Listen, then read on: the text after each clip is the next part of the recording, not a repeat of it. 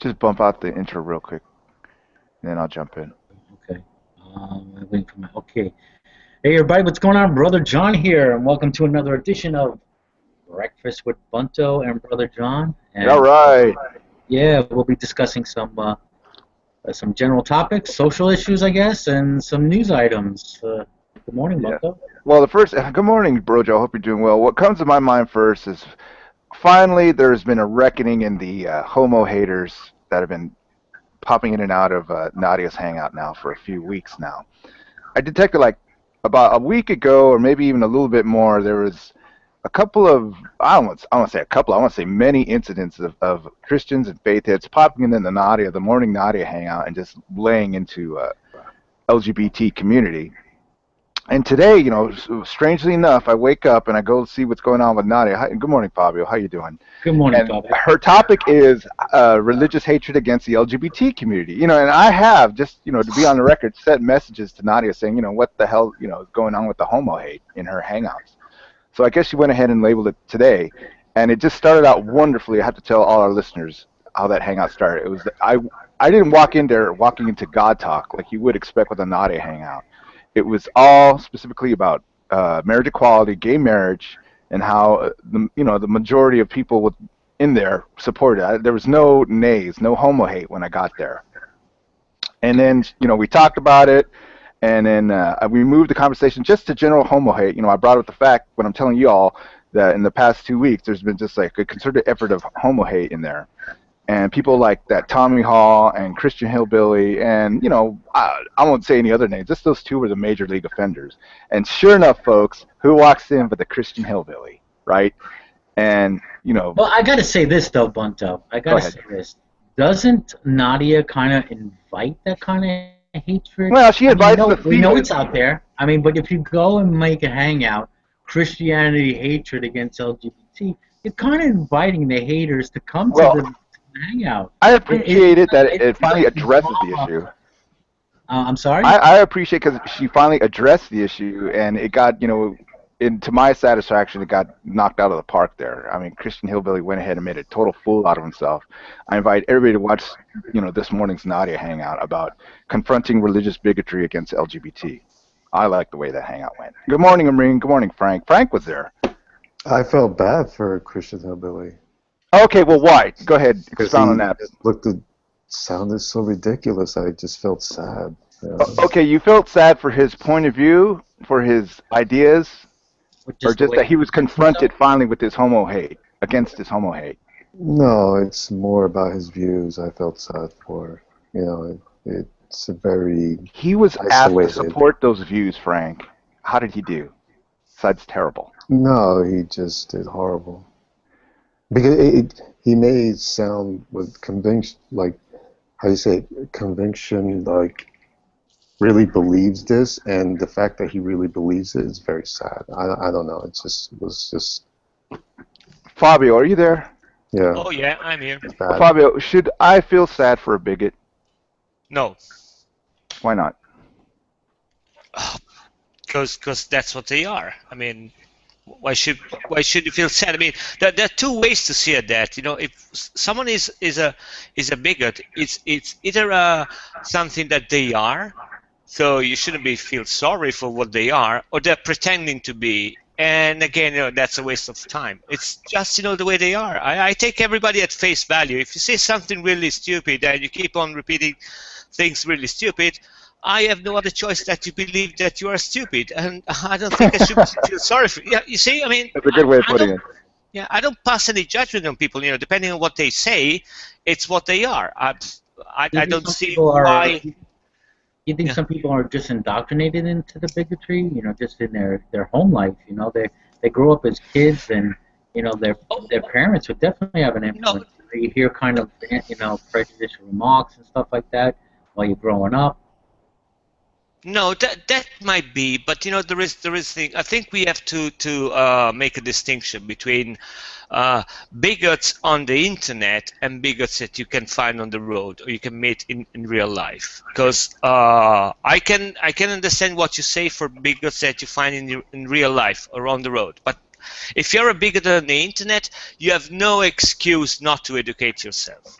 No excuse at all. I mean, just the fact that you're using that tool, you might not want to look into the information, but the information is there. So I don't see any valid excuse for them. Okay, when you're talking to a bigot, does it make any sense to ask him to, present the basis of his position? Like I was asking Christian Hillbilly, I was asking, is it scripture? Is it something that somebody told you, or is it actually science? You know what I mean? I'm like asking, where does the bigotry come from? And he said, oh, I'm not a bigot, of course. And I said, where in the Bible does it say, you're born heterosexual? Mm-hmm.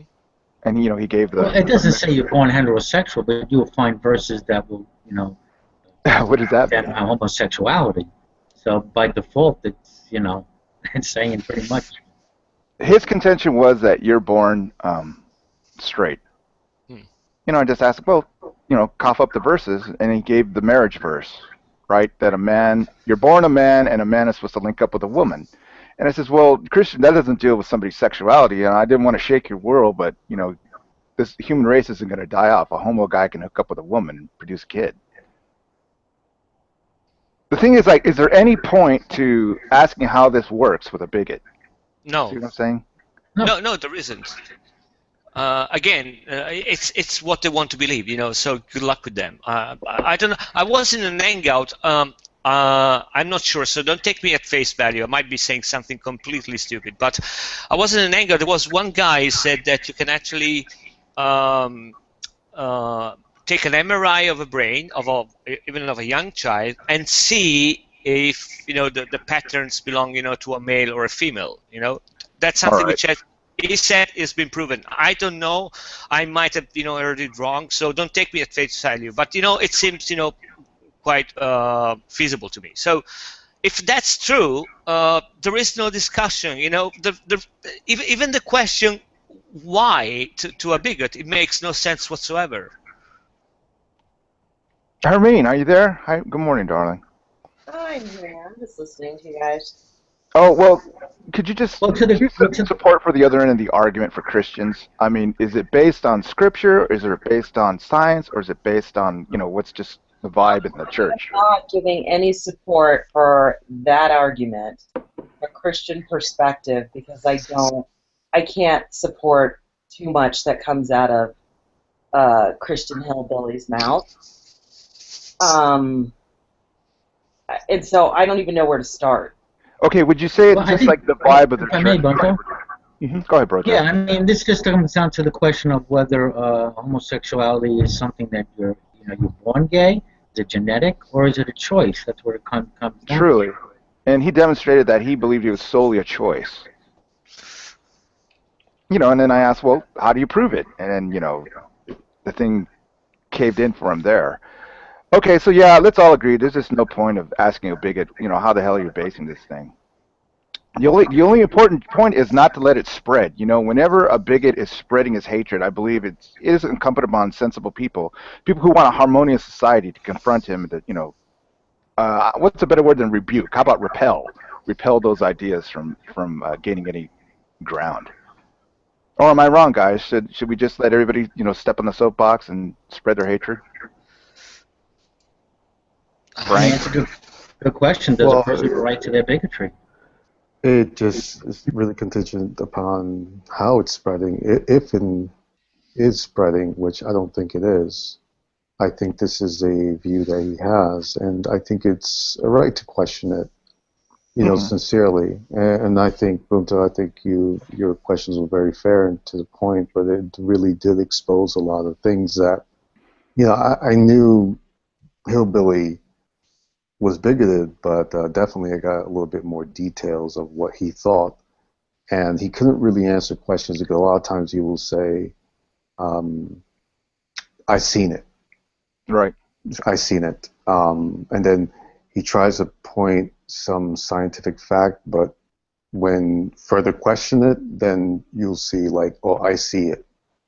So it's just his view, right? In reality, yeah. Very good point, Frank. Okay, Hermine, let me ask you this. Let's say I'm reading in my paper about a church in town where the pastor's taking specific pains to be a homo hater, okay, anti-LGBT, Okay. and I decide to go visit that church. I mean, is that, would you, your eyes, is that right or wrong? Let's say, I want to get in there and sit in the pews, and then when he starts his homo hatred, just stand up and tell him how he's wrong. I mean, do you see that as an invasion of his environment, or do you see there's validity in that? Well, I think people can do whatever you want. I just don't see the value in it.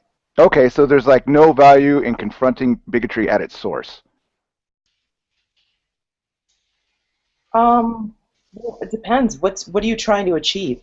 Okay, I just read in the paper, I'm LGBT, and he's just blasting LGBT for a couple weeks. That's so bad that it finally gets into the paper, and people are talking about it. And then I want to go to that church and sit in the pews, and when he starts, give the other end of the argument. Tell him how he is wrong and a bigot. But what is your goal in doing that? Just to rebuke those ideas. I mean, those ideas are wrong, and I want to right a wrong by going into that church and telling him how he is wrong and bigoted. Okay, but are you going? The reason I keep asking, what are you trying to achieve? Are you trying to get other people there to? Yes, anybody who's starting to adhere to these ideas, I want to help them get out of it. I want to stop bigotry at the source.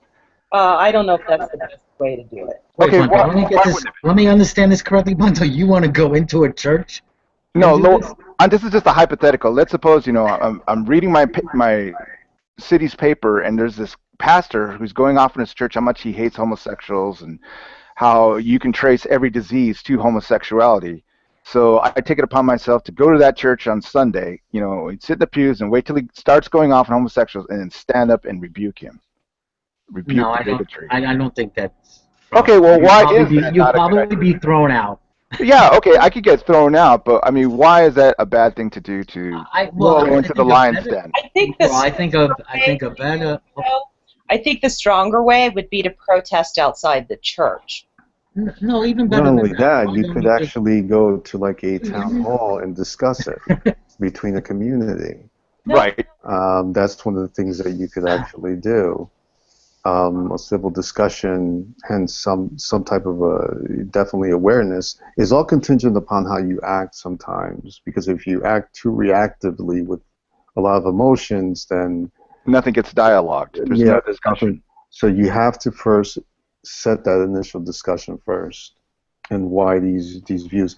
And what you did was brilliant, because basically, even with a discussion, you kind of exposed a lot of things where people probably, like, let's say if they actually had this point of view, actually will probably see, what, this is not consistent. Okay, the object should be starting dialogue and starting discussion, not so much arena battle. Correct. Okay. That's what I was going to say, Bunto. The best course would just to give the pastor a call at the church and say, you want to have a discussion with him at first, one-on-one. And if that avenue isn't open to me, what do I do, Broth3r? Just take it to the community at large? Well, then if you want to protest, do that. But I think you should try to start the dialogue in a civil manner first. I think you'll be a person that should be, usually more often than not, is going to listen to you, far quicker than you just going into a church and, Okay, why is the church his domain? Well, it's kind of it's private. It's a it's a kind of invasion there. Yeah. It's like me coming into your house or business, BUNTO, interrupting you. The objective too is really to model appropriate behavior, appropriately being done. Okay. That's what civil discourse is, and I think when you take that initial step, it kind of shows the sophistication and the gracefulness of the other side of the spectrum. Okay. Hence, you would be. I think you will be listened to a lot more clearly. More. Very good point, Frank. Frank, should I tolerate a sick, private, so-called private entity in my community? If it's a church? No, you shouldn't tolerate it, but there's ways to go about it. It's all about how you do things. It's not really about how, definitely it starts with the emotion first. It starts with, like, this is wrong, this doesn't seem right. Then the action is really contingent of how gracefully and how Okay, well, let me ask you this, sophisticated Frank. you become. If the Ku Klux Klan turned themselves into a church, do we have to tolerate it? Unfortunately, yes. I think they are a church, are they? The Ku Klux Klan's a church, so they get protection that way for their views? Don't they already have kind of protection for their views? No, Yeah, they're a terrorist organization. But They're considered understand, terrorists now? They are a terrorist organization. The FBI, do they tolerate the Ku Klux Klan? I mean, their activities? I might be wrong, Bro Joe. yeah, it's all really contingent upon activity. Like if it's if they show very violent threat, like even verbal aggression, making threats, then yeah, you're going to be watched. But understand this: the Ku Klux Klan is ostracized, and it's an organization that's not looked too favorably. Right, they can make a front group. Let's suppose they made a front church. I'm sure they already have front churches for them. Yeah, but you have to understand those type of views and they're very Niche. small. Yes, exactly. They're not being taken as seriously, you know. But it's all really contingent on how we react to it. Okay, well, let me ask you this, Fabio. Fabio, how should fascism work in a country? Tolerated or destroyed on No. sight? No. I'll go back to your question, but first let me say something about something you said before. Confronting people like that, it depends what you want to achieve. If you want to make that bigot change his mind, you're doing the wrong thing. The only positive thing I can see in confronting a bigot is for eventually the people which is watching you two having a discussion. So having said that, you told me about fascism. There are laws in Italy and in Germany that it's a crime, it's an offense to rebuild the fascist or the Nazi party. Right. Keep in mind that the law doesn't say that you cannot make a party which has got a Nazi ideology, but you cannot make a party which spreads Nazi ideology. Okay. Right. As for so if you tell me about fascism and Nazi, I have my viewpoint is that they should even be allowed to talk. Right. And my rationale behind it is that it's really simple. It has nothing to do with the fact that I found their ideas despicable and disgusting. My rationale is that if they had it their way, if they were permitted to set up a Nazi society, I would not be allowed to talk. Right. They do it to you. So I'm just being gracious and and doing to them what they would like to do it to me. So for that reason, in my opinion, there are some ideology which they should not be allowed to be spread in public. But not because they're wrong, because their ideology would not allow other people to talk if they were put in the first place. So if they like it now, because that's exactly what I should be liking if they were in power. So right. You know what? Okay, take a taste of your own medicine, and go ahead. So, Truly. Okay, well, let me ask you this, Fabio. In America, we just haven't understood that idea, or why are we so averse to cracking down? Because in America, you haven't had World War II. Yeah, the regime. That's simple. Those laws were passed after the war ended, and they were put in action by the countries, all over Europe. I think there are similar laws in all over the countries. I know about Italy. I'm positive about Germany. I think there's something like that in France. So yeah, I mean, unfortunately, it's one of those things that you got to experience before you know where to draw the line. Okay. Well, would you draw the line at certain things in America, or you think we're okay with the type of hate that we have? Well, I don't know. I mean, that would be really like a political leader comes on TV and says homosexuals are the cause of all diseases, and there's no censure for this guy. I mean, he gets to the head of the Republican Party by doing that. See what I mean? Yeah, There's no, like I know. accolades there for hate. Yeah. It's You know, it's a difficult question. I mean, it depends because actually, there is a difference between attacking a specific set of people, and more cross-platform, set of people. But yeah, I would say that gets in the same category too. But they shouldn't be allowed, to do and say whatever the hell they want. yeah. So, Hermine, just to ask, did they discuss political issues in your church or just talk about God? I'm trying to think of any church I've ever gone to where they talk about political issues. Okay. Do you ever get that sense where the church asks you what your stance is on something politically? Like, are you for marriage The equality? one time I remember, it was before Barack Obama while he was running the first time, Mm-hmm. and they wanted us to go out and vote vote for Obama. And Oh, interesting. yeah, and that it was a primarily black church. Oh, yeah. So I I think can't see it any other way, actually. Go ahead. that's the only time I remember it. Well, how did you feel about that? Did was the pastor doing this on the pulpit? Well, it was one of the reverends. It wasn't the pastor. It was one of the deacons. But yeah, on the pulpit. Yeah, okay. Was there any censure or telling him? Well, not censure. What would you say? Any eyebrows raised? No, not at all. Like, why wouldn't you vote for Obama? Right. Okay. So it was. Were they? Did he get some congratulations for stating that fact? I don't know if it's a congratulations, but an amen would have been in order. Yeah. An amen. Well, that's interesting. Would you, if you ran a church, bring up political issues?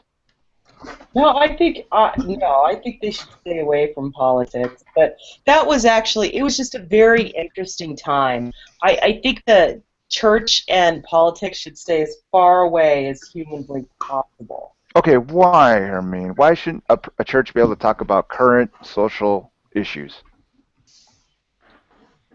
I thought a church wasn't allowed to endorse a particular political party. Yeah, that's two separate things. Politics and social issues are different. I still think they should stay away from social issues, but like for a preacher to get up there and be like abortion is wrong, Right. I've never heard that in a church. Really? I have. Yeah, no, and like I've heard things like teaching the word, but for them to get there on social, like if you go to the preacher and say I'm having this problem, he'll convince you that abortion is wrong, but not from the pulpit. That's just bizarro. Not the broadcast, but one-on-one he'll tell you. Yeah. I think I've heard numerous times of pastors being on the pulpit and condemning abortion. And a lot of times they'll bring up social issues if it's something like lately in the news or something like that. Right. And they'll try to develop a sermon around that as well. I know I've heard it in a Catholic church before, but honestly, I've never heard it in Episcopalian, in Protestant. I've never heard it in a Jehovah Witness. They just say stuff like there are ills of the day that you need to keep yourself away from.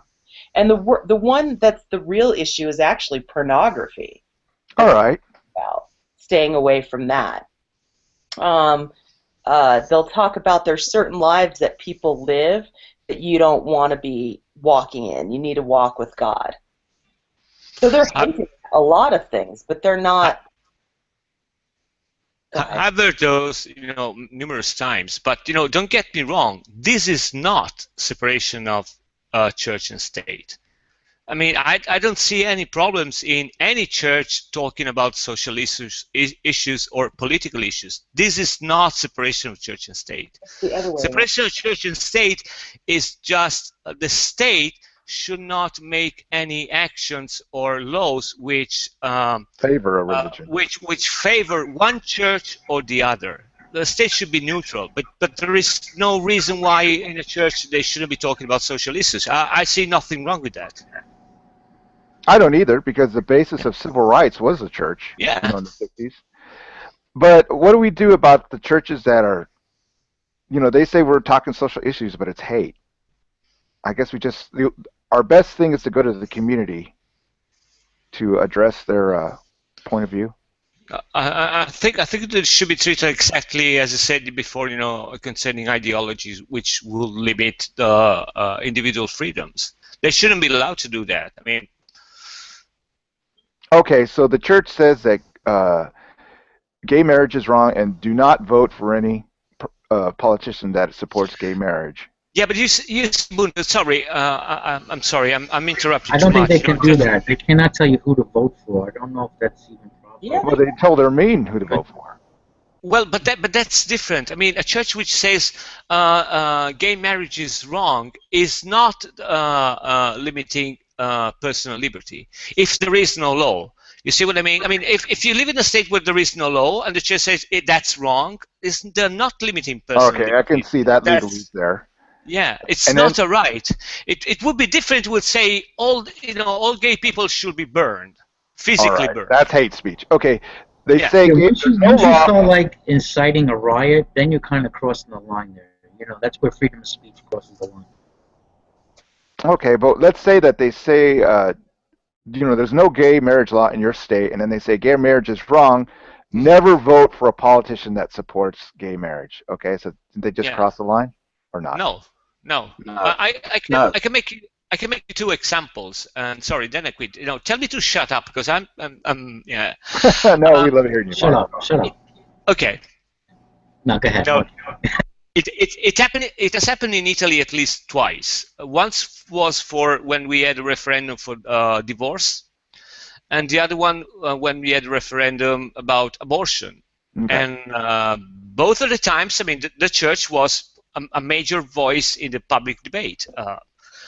Both of the times, people didn't give a flying fuck, and the law passed, all of them. So, but again, if we are discussing about a law or something social going on in the society, why shouldn't they be allowed to say whatever the hell they want? And even say, don't vote for those guys. I mean, literally, there were some, voices saying, okay, those guys are communists, because they want divorce or abortion, don't vote for them.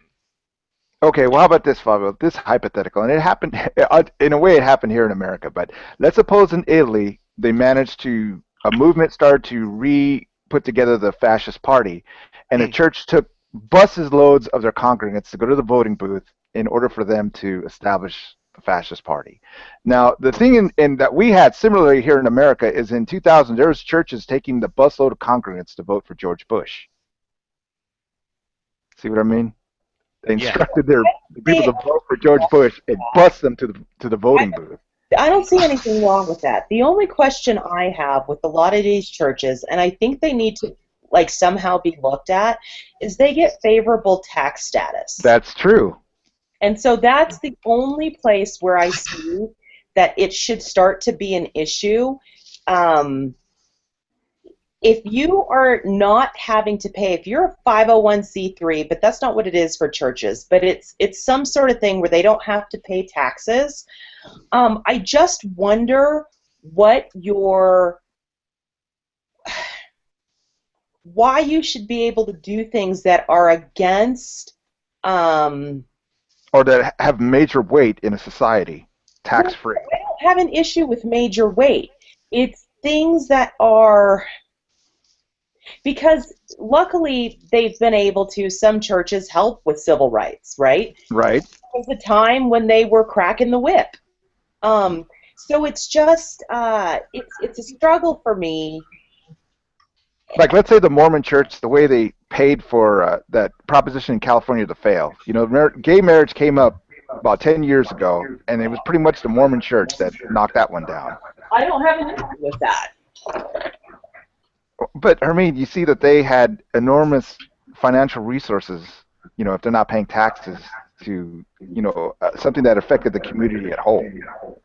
But you're bringing together two different issues here. Okay. So go ahead, Sider, tell me. I mean, the church took it upon themselves to knock down a social issue for the whole community. Yeah, but you're conflating that with tax exemption, which is Well, two different. they had the money because they were tax exempt. See, Cider? Yes, I grant you that, but They had the resources because they didn't pay any taxes, more so than any other social outfit that were for. Well, it's not like they're going to have no resources at all, Bunto. Come on. Yeah, but can you not see how that is unfair?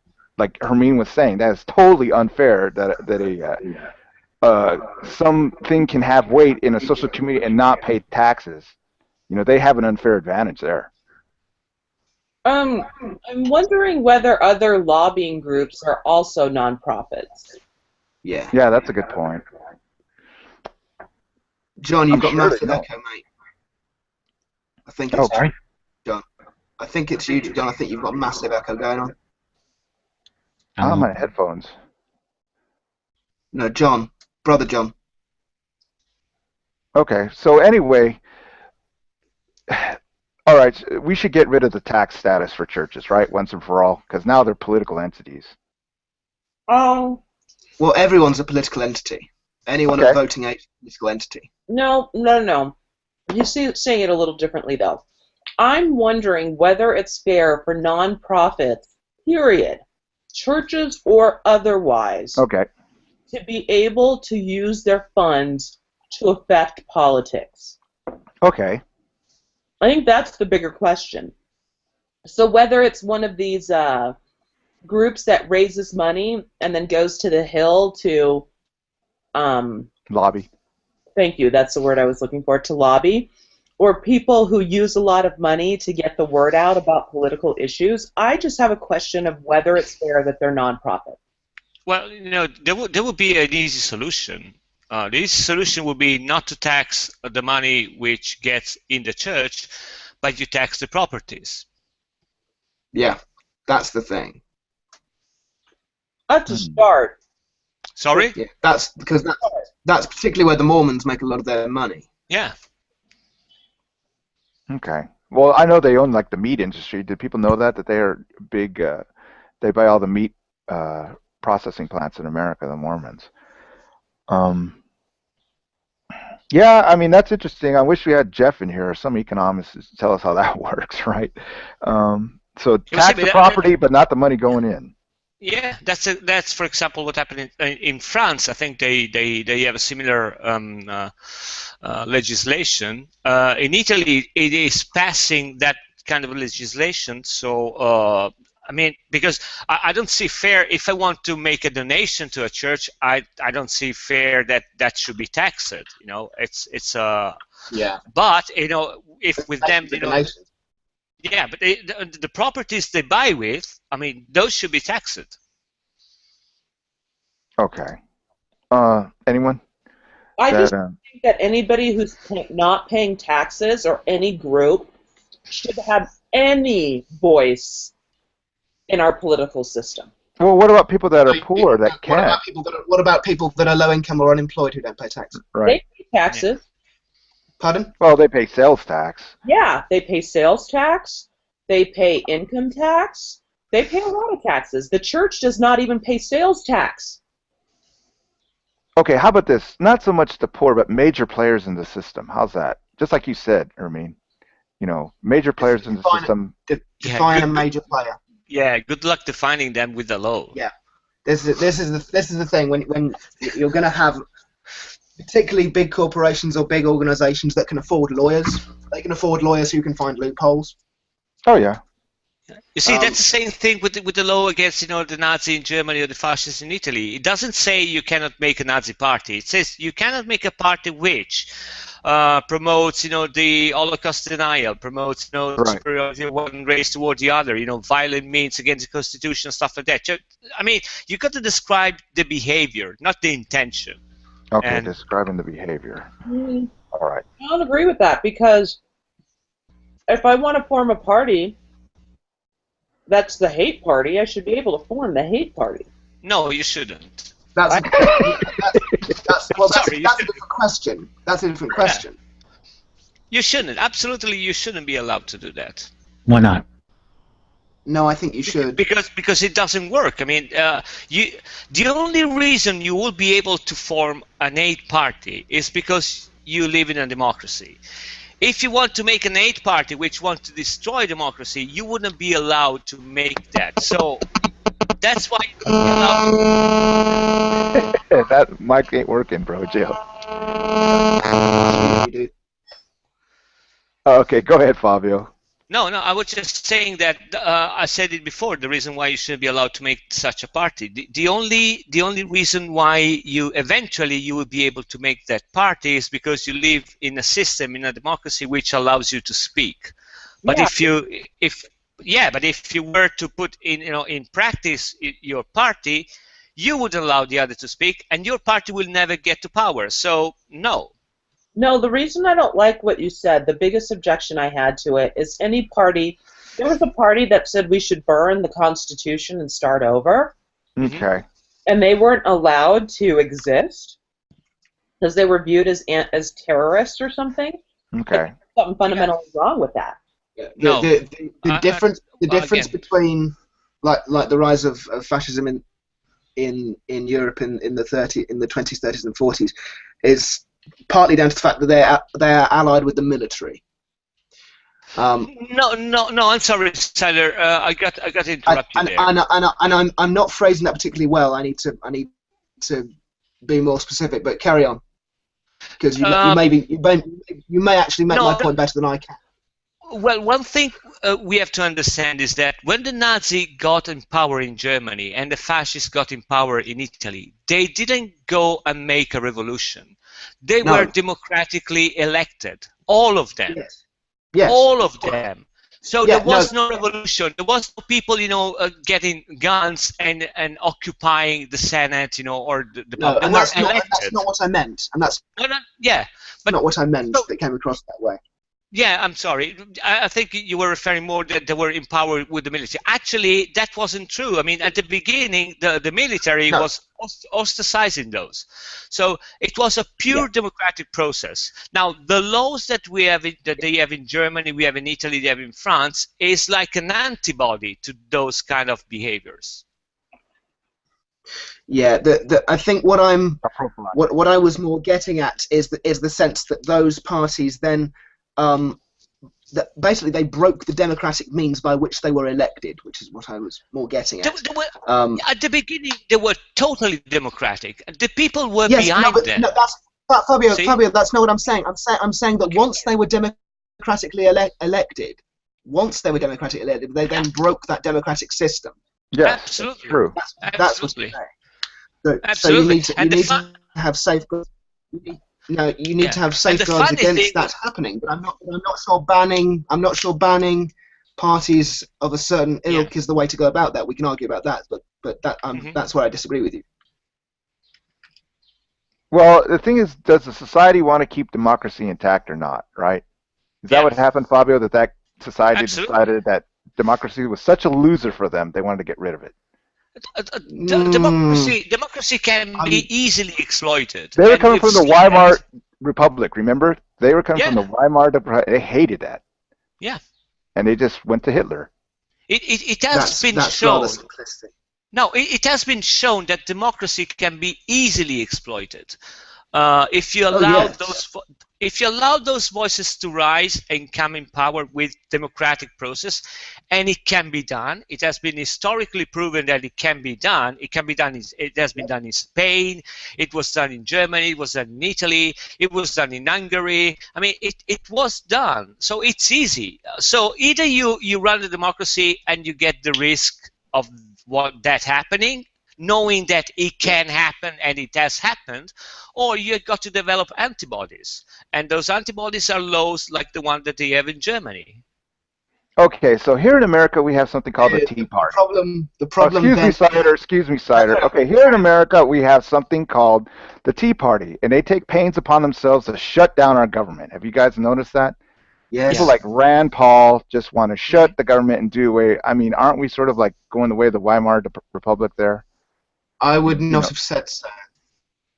Oh yeah, okay. So shutting down the government is part and parcel of what we want to do constitutionally. The founding fathers wanted us to have no government.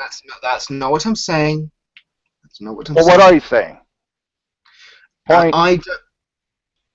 I do not think that the comparison between the rise of the Nazis and the rise of the Tea Party is a fair one. Well, fine, until they finally do away our government and replace our constitution. Then at that point, you're going to agree, yeah, there's an eerie similarity there, right? I mean, these people want to walk around with their... Listen to me, please. They want to walk around with their machine guns out in public. They want to do away with all gun laws, and they want to start systematically getting rid of every major department in our government. I mean, at what point, when they finally burn the Constitution, is that when you're going to say, yeah, they do have an eerie similarity to the Nazis? Go ahead. Okay. Wow. Wow. That's fucking strong, dude.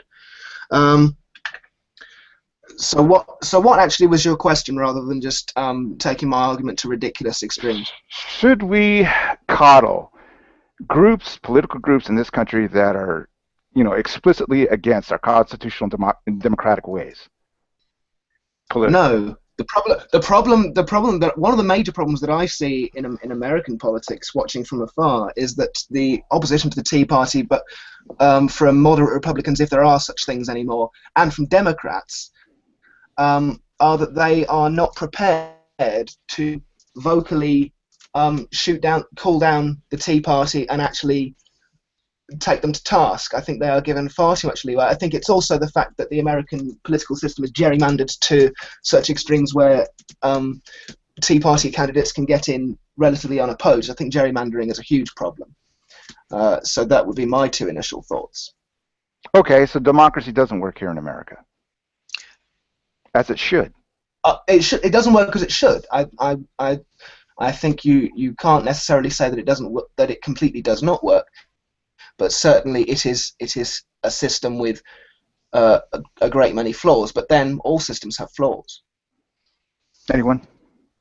Yeah, I don't think I understood what you said before about the Tea Party. Do they want to change the Constitution with democratic means, or do they just say we want to, to have a big enough number, and then we're going to change the Constitution, regardless? Eventually, what they want to do is get rid of everything that ails America: equality, equal rights, restrictive gun laws, abortion. No, I understand. But I think there is a difference if you want to change the Constitution democratically or not.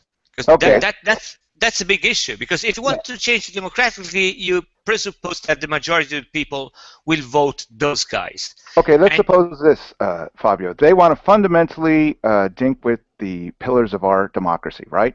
Mm-hmm. That, a party, right? So they shut down the government at length. Are they not doing that?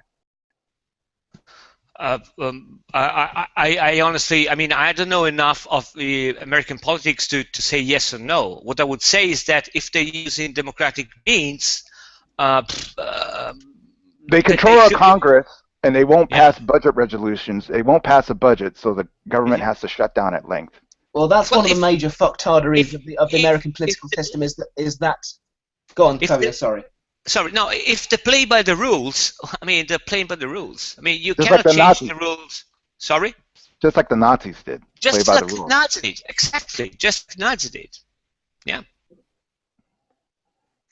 But if you have no rules against it, they're just, playing the game. Okay, Frank, you talked to Jeff Keller, right? Correct. He believes we're living in a police state. Yeah. Not yet. Okay, why not yet? Tell me what you see is wrong with Jeff's outlook. Eventually we will, right? Well, because his views are very libertarian. Of course, with centralized power and with the corporate state, I think that's what he feels. But I see some benefits towards centralized power, but definitely at this point is going out of control in the sense of how things are being distributed. So okay, so you see some problem to Bunto. Here's the thing: any libertarian worth their salt probably thinks they're living in a police state. That's true. Very good point, Spider. That's part of it. Alrighty, so Well, let me just ask, as we kind of vamp the conversation, do you think our police need to be checked, or are they getting, or they're doing their job, law enforcement in this country, with everything you've been hearing Well, lately? there's been some efforts in training because of what's going on, and with more cameras being exposed, hence a We can see lot what's of, going on. yes, exactly. So now I think there is a period of, education and training. And given the fact that a lot of our police are former service members Right. of the U.S. military because they get that type of training. So The war is coming home. The war in Iraq is coming home. not just that, but I think the type of training that's being, expanded upon, definitely there's a difference between, military training and civilian police training. So I think. Very good. Let me ask, Ermine, are you there? Can I ask you a quick question, honey? Yeah. Do the majority of black men, Afro-Americans, fear the police here in America? I think it's more than just black men. I think there's a whole society that fears the police. I just think that blacks and people that are brown have it worse. Okay. And I feel even worse. Here's the thing. What I Can I finish really quick? I'm really sorry. I thought you had. I'm really so I thought you had. thankful that I do not have a son, because I can't imagine the challenges of raising a black man today and hoping that he doesn't have some sort of jail time. It's like astronomical. Well, I wouldn't say astronomical, but the odds are not good. Okay. Is it finally the reckoning is here, Ermine, or it has to get worse? I think it's going to have to get worse. Yeah. Because, okay. Can I add something here? Go ahead, Sider. I think one of the curiosities of the whole American attitude to the police and the state is that you have this idea of people wanting to be free of the state to do their own thing, and people take that to quite often take it to the conclusion that the state is always trying to one up the free individual. Whether or not that's the case, I would argue that it's not. But what it does do is it puts the members of the general public and the governing police bodies automatically in a state of conflict, and so you're always going to have that conflict. Okay, so we have to live with it? Geared. You think we have to live with it? That's what you're saying? No, I'm not saying you have to live with it. I'm saying that it requires a societal change in the way that the police are viewed. But I don't see that. Why does it have to be society? Why can't they change to us? I think, well, would you not say the police are part of society? Well, yeah, they're part, but you see that society fears the police. Why do we have to change? This is my point. You just proved my point in that you are putting society and the police in two different camps. I'm saying that they're the same. And no, Cider, they are definitely. Cider. Go ahead, Jackie, please.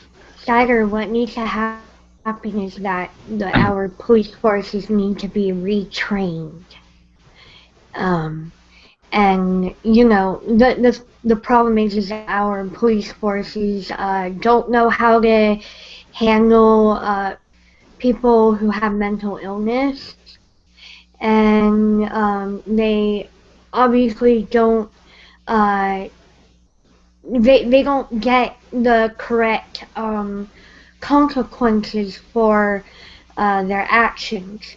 We have too many police officers being acquitted for murder. I'm not saying the police are. I'm not saying the police are innocent in this, but I'm saying that the two sides need to meet and say, what are the issues, what are the problems, how do we go about this, and then you decide what to do about it. What I'm saying is that automatically you have this, you have society on one side and the police on the other, and that is automatically always going to have this conflict that's not going to change. In the states, I think we just want the police to have consequences for their actions and be retrained to handle. Yeah, but Jackie, that's my point. If they were part of society, if they were judged in the same way rather than at odds with it, then it would be less of a problem. Oh, okay. It would not be eradicated, but it would be less of an issue. Okay, I see what you're saying. Yeah, because right now, like, a police officer can shoot someone and kill them, and it wouldn't be murder. Exactly. But they need to be treated as anyone else who shoots someone and commits murder. I mean, they are supposed to use their gun, but it's supposed to be at a time of self-defense, or, you know, someone is a threat, a real danger to a real immediate danger to the people around. Exactly. Mm-hmm. Obviously, you need to have certain exemptions under circumstances like that. But yes. Yeah. But that's I'm glad you now understand what I'm saying, because I thought I was dangerously out of the tree, but I don't think I am. Okay. What do you think, Hermine? Does it make sense? Training, or do we have to actually start passing laws? We have to pass laws. It's ridiculous. Okay. I mean, can y'all see that? I mean, I think maybe we're past the training part. I mean, we've seen that training can only go so far in remedying this problem of police brutality. Yeah, but I think I don't even think it's necessarily you know, a necessity to pass laws. I just think that these laws that we have now are completely misinterpreted. Or being enforced. Or not being enforced, right. I'm sorry, but I don't want to say study the law like a lawyer, but so I want to be careful with that. But after all the things that we've had going on now, the laws have to change, because how it's currently written, all you have to say is that you are afraid of your life as a police officer, and that you were in fear of your life, regardless of whether they had a gun or not, big or not, small or not, anything. You just say you were afraid of your life, right? Acting really powerful, and it was like he was consumed by the devil and blah blah blah. Like whatever they tell you to say, you just say for the police union, and you get out of it. It's like a rationale for them to get off. They know they're going to get off, so all they have to do is give a rationale. They should have the same exact standards as any other person.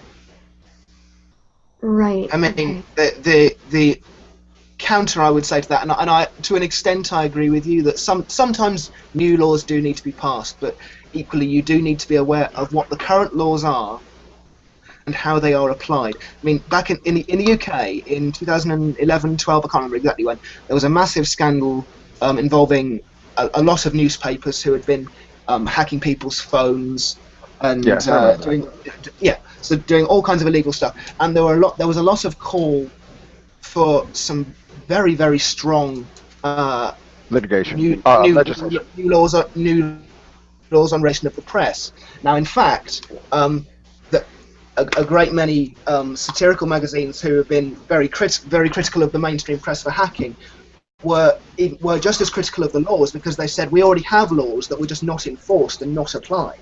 That's not the case here in America.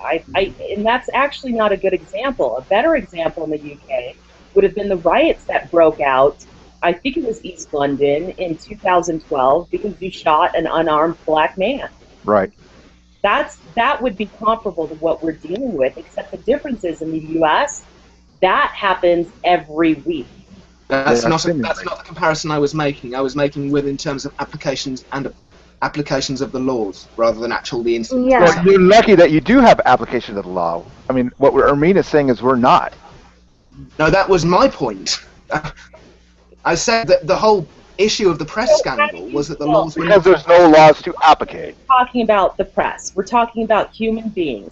How do you deal with that black human being Am I that was shot taking the by your police was unarmed. What part of your law should have made that not okay? Hold on. Cider was talking. I'm sorry, but Cider was making a point of law interpretation and enforcement, not. Yeah, I'm not talking about people being shot. I'm not talking about the press specifically. It's a parallel. One at a time. The same thing. Bunto and I are talking about something totally different than newspapers. We're talking about real people's lives and the laws. And you're okay, listen, let me go ahead and clear up the mechanics. On the books. Disregarding the point that I'm Okay, hold on, guys, hold on. Bunto, let me go ahead. Let me go ahead and Hold clarify what happens, the mechanics of the situation, so we can clear it up. Okay, what happens is the police will shoot a minority, and irregardless if this person was presenting a threat or not, they will get away with the shooting. Okay, can we agree on that as the basis? Now, I've noticed, if you notice something here, Cider, is that the states are not enforcing, any part of the Bill of Rights. It always seems to be that we have to go to the Department of Justice or the federal level for any redress to these cases. Am I right, Armin? I mean, they always go to the feds. Well, they have any sort of egregious civil rights violation. Have you noticed that the states just are not moving against these? That's why police? states scare me. Yes. So as far as the laws being applicable, Cider, I mean, it's like a nullification. It's like these people, if there's a law or not on the books, they just are always siding with the police in this issue of egregious behavior. So yeah, I mean, we could say, well, there's laws on the books saying you can't murder somebody, but the thing is, they are impugned to those laws. Is this always the case, Bunto? I mean, I like to see. Well, I've noticed that we always go to the federal level. Yeah. This sounds a lot like hearsay to me. No, I mean, look at every case that there's been some sort of outrageous police conduct. It always goes to the federal level. The states never. Bunto. But is it always going in their favor? I'm insulted by the fact that you think that's hearsay. That means you don't understand the truth. No. I said it sounds like hearsay. Here's the thing. If I were to come across... Reading a newspaper is not hearsay, Cider. No. Oh, God. Right. If you were to make...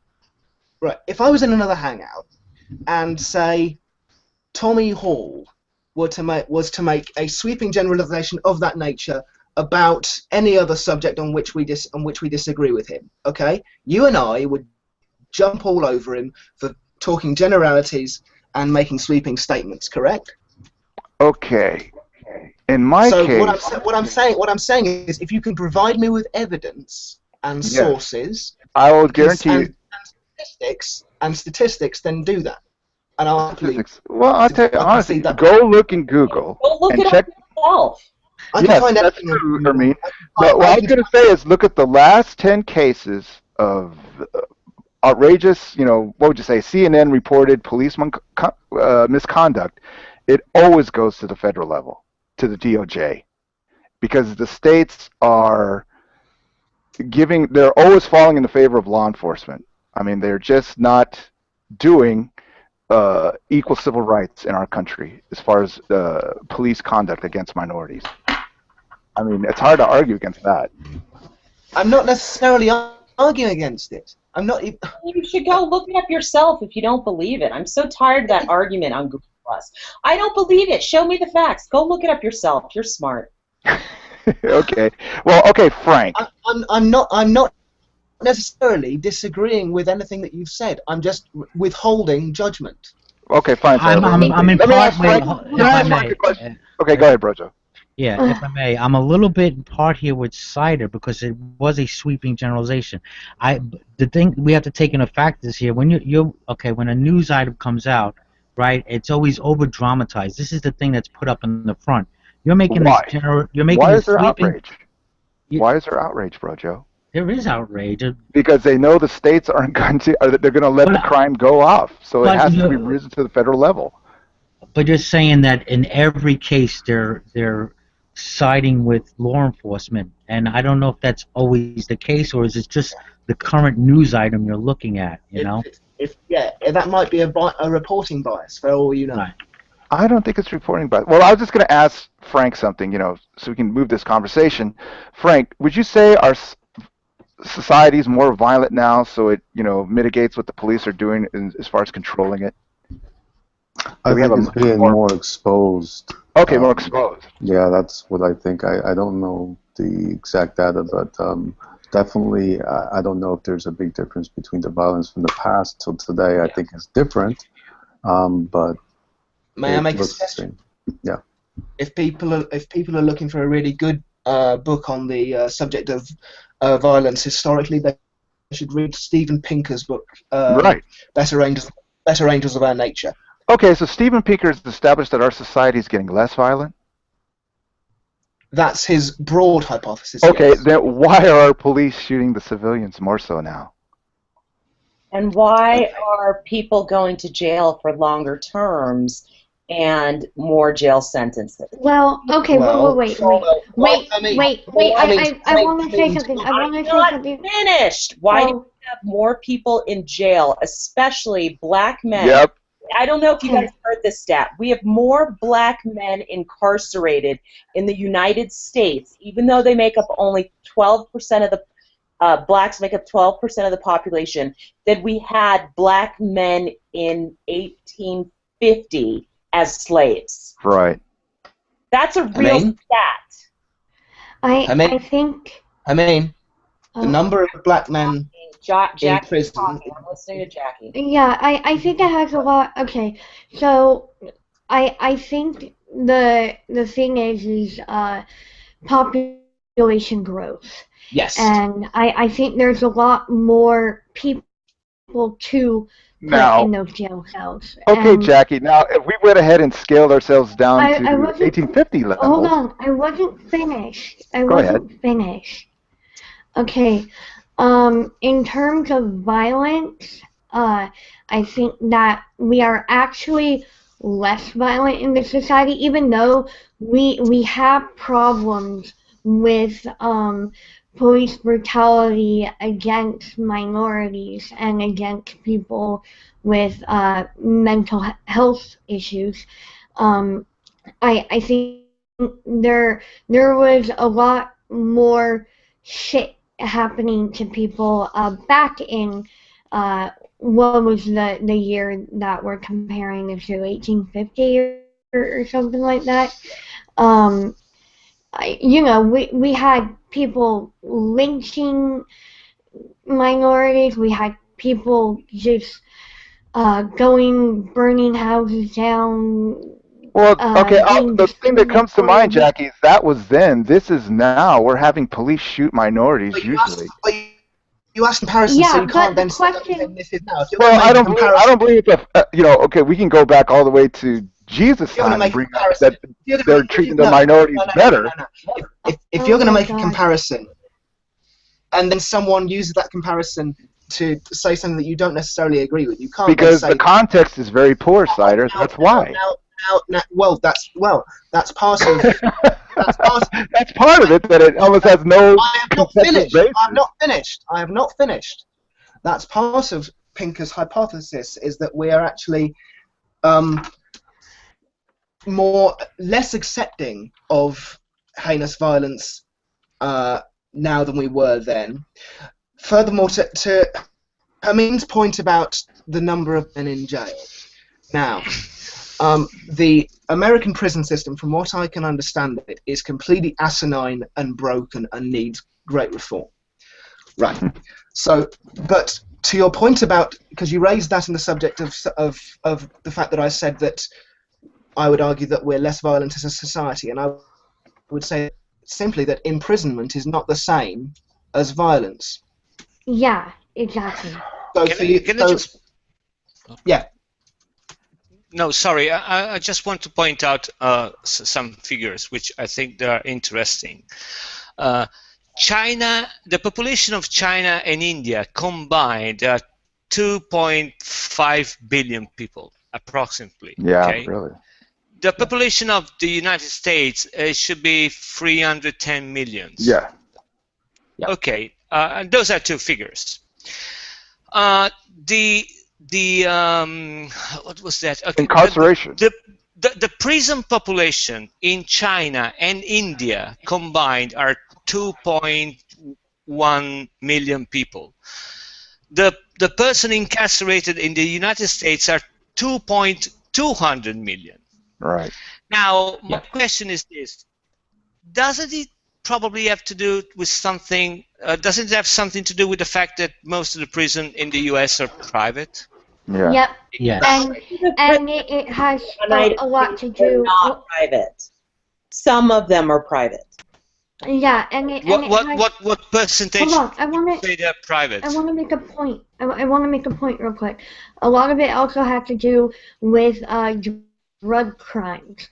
People possessing marijuana, and people, you know, because we have private prisons.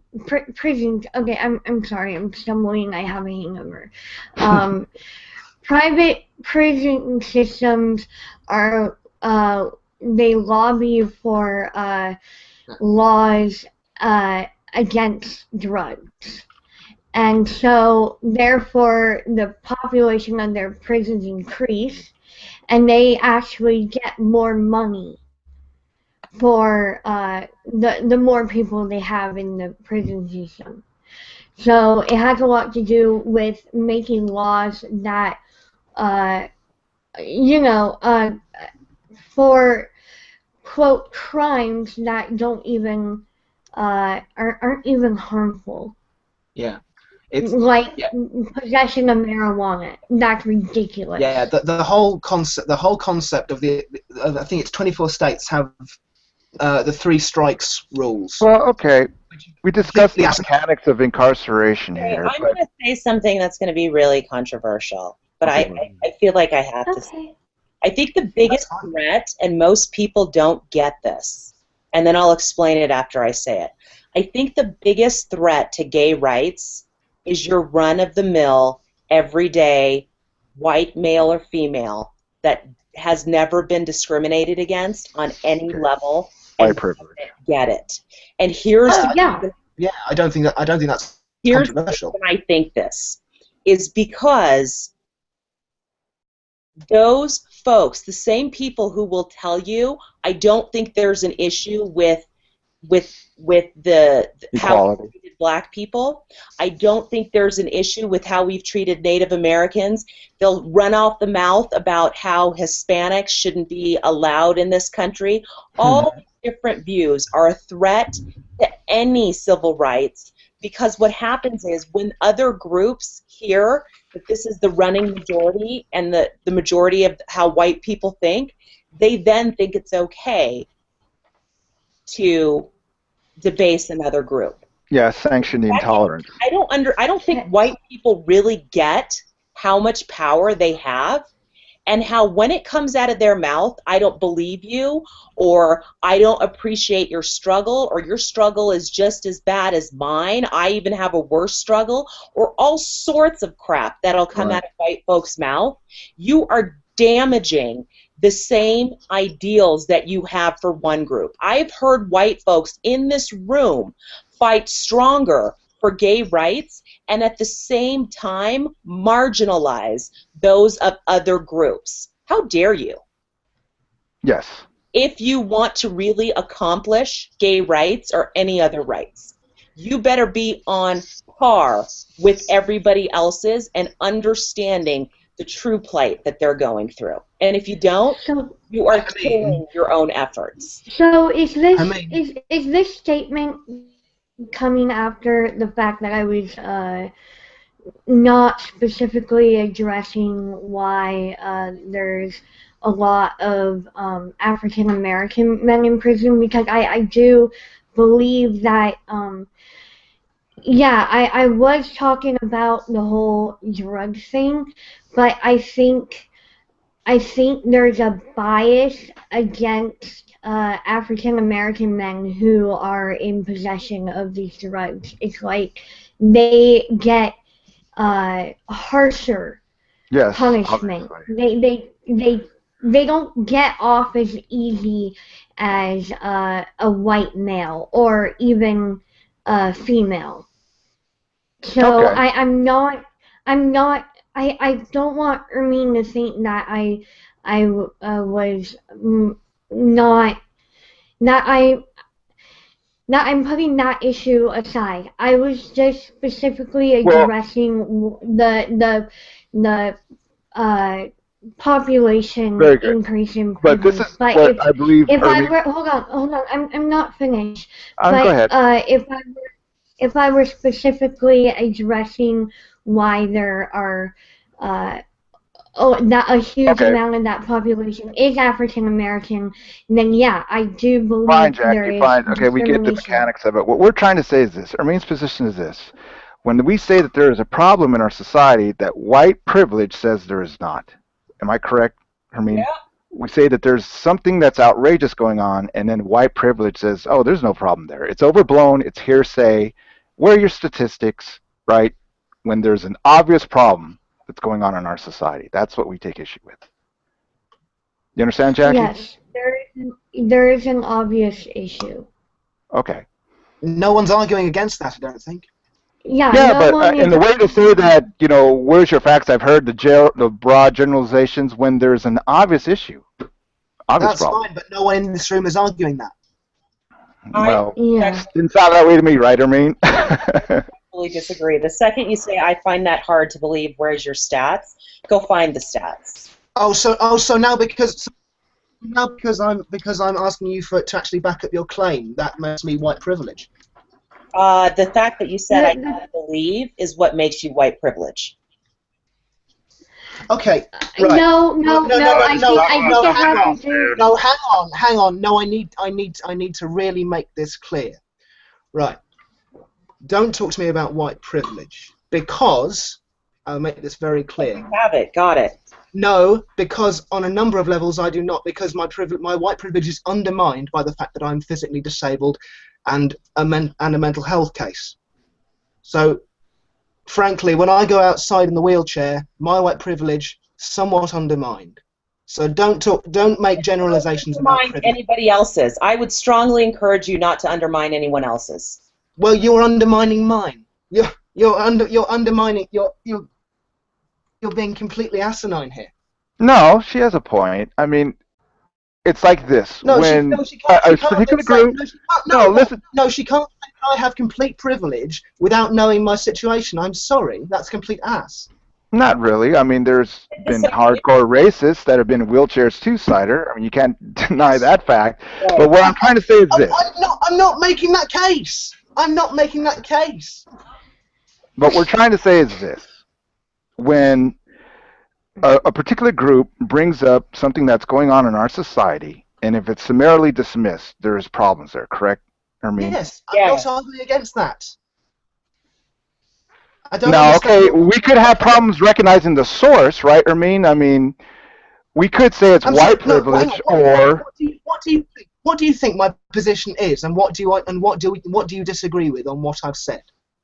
Well, what we had problems with is saying what that. Do you think what do you think my position is? As far as police violence, is that fair enough that we could say? You seem to have taken a lot of issues with a lot of things that I've said, and I'm not quite sure that you're understanding. Well, just to be specific on police violence, to say that it was a broad generalization that I said that these cases are brought to the federal level on the general. Yeah. I was like, well, if you just look at the newspaper or just watch CNN for each of these cases, it seems that the states do not move upon these outrages, and it's always risen to the Department of the Federal DOJ. Let me respond. And then the point to that was raised not by me but by others about the possibility of reporting bias. I would argue that the best source for that would not be the newspapers, but actually the court documents themselves, which would be publicly available. Okay. Okay, can I? It's not biased to learn about the situation in the whole. I mean, it's not reporting bias just to report that these outrages are happening. You understand that, Cider? I mean, that's not reporting bias. I'm not arguing. He's not denying that they happen, Bunto. Oh yeah, but I mean, just to say that, well, it's probably reporting bias that they're reported that they rise to the federal level. No, I'm not even saying that it's probably reporting bias. I'm saying that you have to be aware that that is a possibility, and we need to look at that. You may be right. You may be right. Well, what gets rid of reporting bias is several sources of information, correct? Yeah. Yes. Well, we're lucky that we have several sources of information that say that these cases usually arise to the federal level. Yes. So there's not really reporting bias in there. Bunto, as I said earlier, I'm not passing a judgment, I'm withholding judgment, because I don't have the data in front of me that you claim to do. Listen, I shared a couple of links in the chat. One from was the ACLU, and there was another, I think it was, oh God. Cop block. Yeah, cop blocks, yeah. But, yeah, the cop block will show you all the incidences of police violence, but you can see there on both sides, cops are getting indicted, as well as the cases we're talking about misconduct. So right. I think, yeah. I don't have the exact stats in front of me, but I'm trying to find the stats for you, Bunto. Can I please say something? Go ahead, Jackie. I think the issue here is that it's okay. I think it doesn't have anything to do with white privilege. I don't think Cider has white privilege or anything like that. I think it has to do with geography. I think Cider is in the UK and we're here in the US and we are exposed to this. Yes, in proximity. A lot more than Cider is. I don't agree with that. He might disagree with that.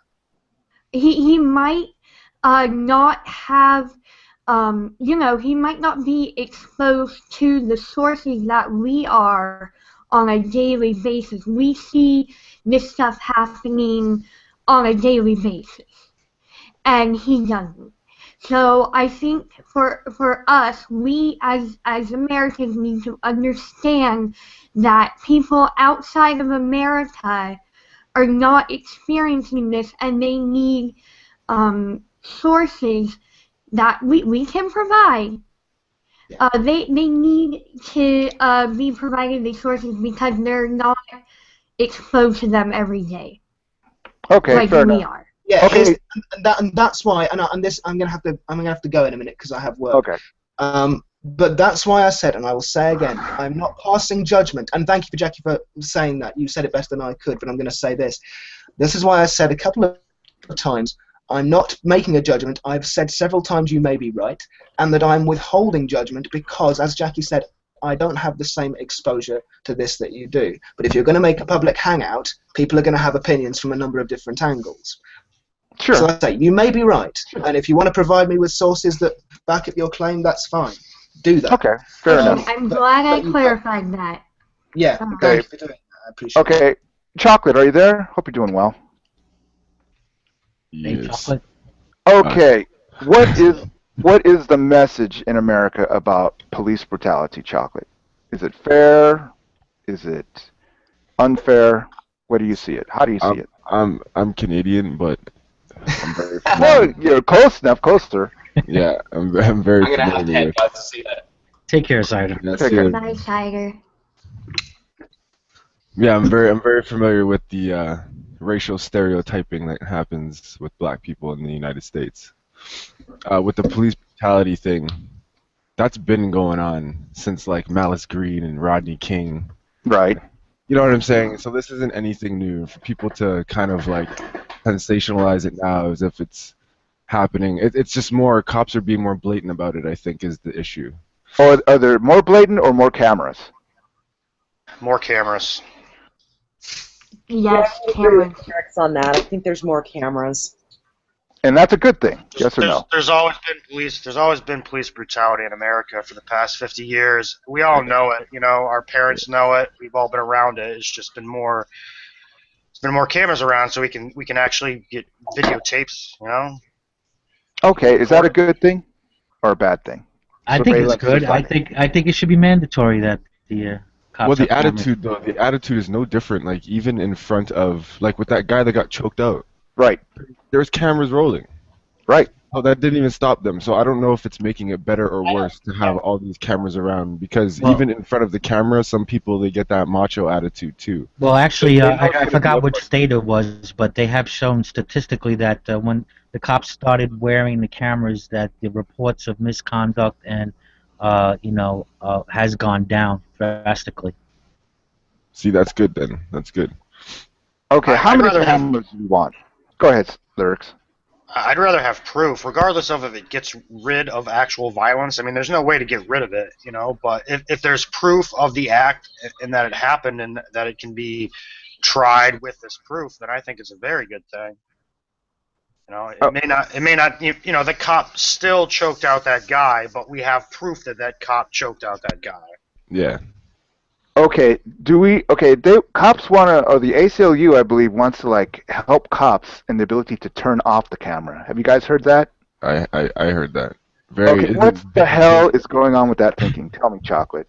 I don't know. I didn't read into it much, but it was like, it was one of those trending things that showed up on my Facebook, and I saw. I was like, what? How can they have that? What's the point of the camera then, if they can just turn it off? That's right. That's like their own the Onion. The Onion article where they say the ACLU, fights for the right for Nazis to burn down their headquarters. The ACLU headquarters. I mean, it's completely nonsense, counterintuitive. Why are they going to have cameras if they can switch them off? Yeah, I don't understand that. I don't know. So I don't know. I've been saying that America's broken, and the only people that can fix it are Americans. So. Oh, yeah, obviously. Okay, yeah. Gang. Okay, do we need more cameras, or we need to start, getting out of this surveillance society? No, we need to change the law, because even if you have cameras and that law isn't changed, right, then it won't make a difference, as was shown with the case in New York and Staten Island. The chokeout, yeah. Okay, there was some actual social civil rights movement with the chokeout. Did you notice that the NBA players wore the jerseys, wore the T-shirts? What did that poor man said? What is that poor? I can't breathe. That's what. I can't breathe. Yeah, there was an actual social movement there. What did you guys think of that? Wasn't that so nice of them? Wasn't yeah. That so. Oh, still, Lyrics. I think it was admirable. I think that it was a marketing ploy. That's what I think. You think it was marketing? Anybody else get that feeling that it was marketing? I don't know. Oh, it always makes good for public image. Come on. Yeah. Okay. It seems sincere. Like, I don't know who started the trend, but I'm gonna assume that it was people of the community, and then it kind of spread out, and then a lot of the black people felt that they should, even other celebrities of other ethnicities too. But I felt that it was like a legitimate social awareness type thing, because there was even a group. They were like a theater group. They went out and they did this whole presentation on the street. It was amazing, and it was dedicated to that guy too. So I think the movement was very legitimate, and it was to raise awareness about the stereotyping of black people in America, and it was a good thing. It did raise awareness, and attitudes are changing slowly, right? It's not going to happen overnight. You just got to kind of let things unfold. So you felt a little bit of pride, right, Chocolate? I'm sorry, say again? You felt a little bit of pride, hey, thank you for finally speaking up. Well, yeah, so sort of, but it's kind of been going on. Like, there have been groups that have tried to do these types of things, but I think society's changing now. Like, we're more progressive. A lot of people are more secular too. That helps. So it's like you have the kind of the freedom to say what you want and do what you want and express yourself without, getting like pepper bombed and shit like that. But okay. Anyone else? The way that I see civil rights and all these types of things is I don't necessarily take one group and make them extra special. This is just me. And I know that there is definite crimes against certain groups and stuff like that, but for me, I want everyone equal, and I don't necessarily play into a lot of what the media says. It doesn't affect my opinion. I still think that everyone should be equal under the law and stuff, and I think that I just won't separate one specific group and make them extra special. You know what I mean? I'm not saying that that black people in America aren't outraged. Yeah. Oh, yeah. I absolutely agree with them. But I don't agree when one group of people, how minorities use their minority status in America to change things. Okay, you find certain things about civil rights distasteful. No, not at all. But I find the tactics that are used in our political system very distasteful. And it's not because of any individual person. It's just a fact of those are the tactics of the system, you know? Okay, it's the system. Okay. Like I don't blame any particular group for feeling outraged or anything like this at all, but I don't like the way that the system is set up and how to handle these problems because it doesn't get anything done. It just gets separation. People get separated. The black people feel that they're separated from the white people. The white people feel they're separated from the black people, and it just creates a little bit. It makes the hate stretch out farther than it's supposed to. Let me ask Fabio a question. Is that the natural state of democracy? Segregation? No, why? I mean, no, I don't think so. The only thing which puzzles me about the police in the U.S. is that I find astonishing that police corp is equipped with automatic weapons and armored right, cars. Tanks. I mean, to me, it's frankly astonishing.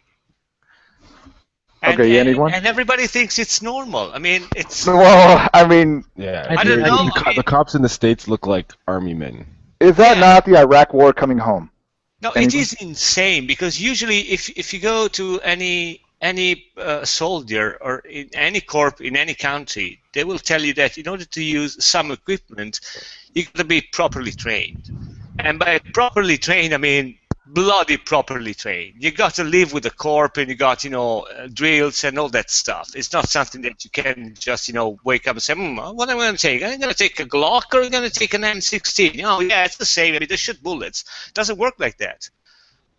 Yeah. Okay. So I don't know. I want to add though. Lyrics made a good point in the side chat. I was going to mention it too. Like there are a lot of cops that are veterans. War vets.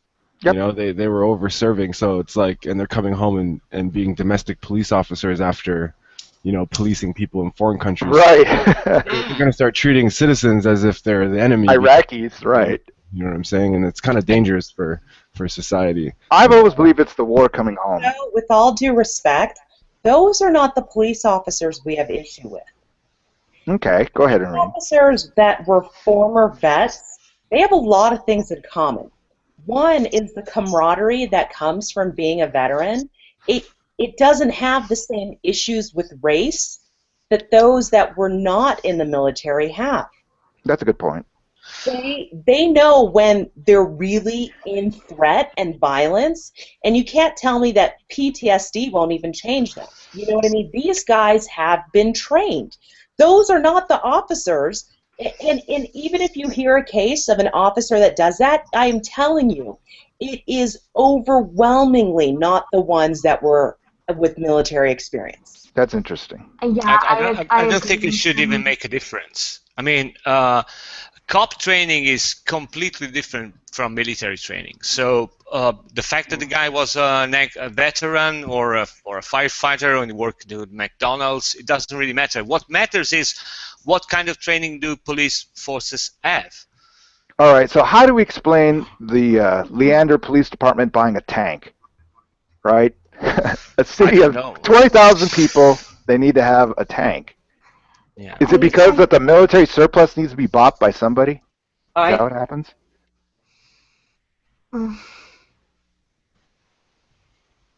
I mean, of course it is. I mean, I see no other reason why. There is no tactical reason in order for a police force to have an armored vehicle in a city. It's insane. Okay. There was remember they tried to bring out their armored vehicles when they had the East St. Louis case? I forget the name of that man. Can you help me, Ermine? The one that was shot by the cop. I just forgot it too. I just forgot it too. Anyway, they brought out the tanks, remember? And then they were told, hey, get rid of those tanks because you're just going to cause civil unrest. Remember? They actually had to park their tanks away, and the chief of police had to come out and apologize for dragging out his tanks. I mean, so America saw that the police departments of our country are getting like really militarized, and in fact, Obama wanted to pass legislation against that. Does anybody have any opinions on that? That's the federal government supplying local police departments with military-grade weapons. Right. And they do it for free. All the police departments have to do is pay for shipping and handling on any sort of, they can request whatever vehicles they need or weaponry that they need, and they will usually get it. Is that good policy or not? That is an absolutely horrible policy. Right. You know what? Oh, sorry. No, go ahead, Fabio. No, you know what is the single? Well, that's not really controversial, but it's accepted by the vast majority of police forces around the world. What is the single most effective means of transportation to use against a mob? Oh, what, the water hose or what? No, it's the horse. Oh, the horse, yes. Go back to horse. Oh my God, I could just see that. It is generally acknowledged to be one of the most efficient tactical means to disperse a mob. But okay, just one thing that jumps to mind is you remember Margaret Thatcher and the poll tax, and they were protesting in Trafalgar Square, and then they brought out the horses. Yes, Michael Brown, and that helped the demise of the Thatcher regime once they saw they were using horses against the people. Yeah. But again, don't buy tanks, buy horses. But horses are not really that. It's hard to see a military industry making money out of horses. Right, on a horse. Let's start raising horses so we can keep the people down. Yeah. Just sell them the tanks. Why would it be on horses? Is it because people would be less, like rioters, would be less likely to want to harm a horse? Well, and a horse if you're waiting. Or is it just more threatening? I don't. No, it's because if you're being charged by 20 horses, it's fucking insane. I mean, you first of all you run nowhere, and a horse is a pretty big thing. You cannot stop it really well, and you can't reason with a horse. There is a psychological effect.